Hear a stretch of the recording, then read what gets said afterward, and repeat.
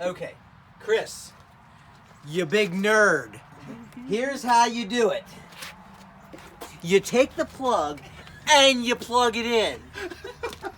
This here is the on and off switch. Wait a minute. You turn it on. Jersey, get The out. compressor will then fill to about 130 psi. What's PSI mean? I have no idea. It's an acronym. I don't know what it means. There goes my lesson. So then what you want to do after it fills to 130 psi, Fahrenheit? pressure something, I don't know. You turn this dial right here. This dial you want to turn to approximately 100 psi, maybe 110, somewhere around there.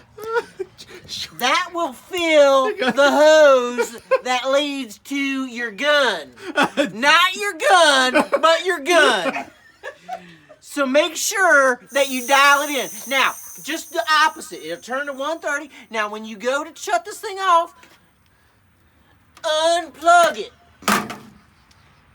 Then you want to release the pressure from the hose, like so.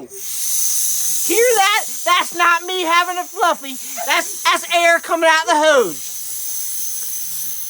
And see the number? It goes down to 0. No PSI is now in the hose. Disconnect. Woo, like that. Then you can do the Pull the tank. plug. Empty the tank. Listen to this one.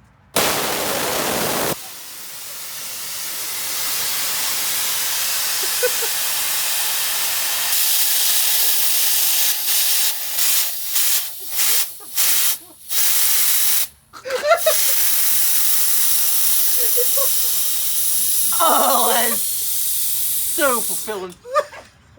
Now your hose is all set. Your tank is now empty. You Is it can empty? release your gun. Pull this right there, and you're all done, just like that. Anyone can do it, even you. Now wait when Del sees this video.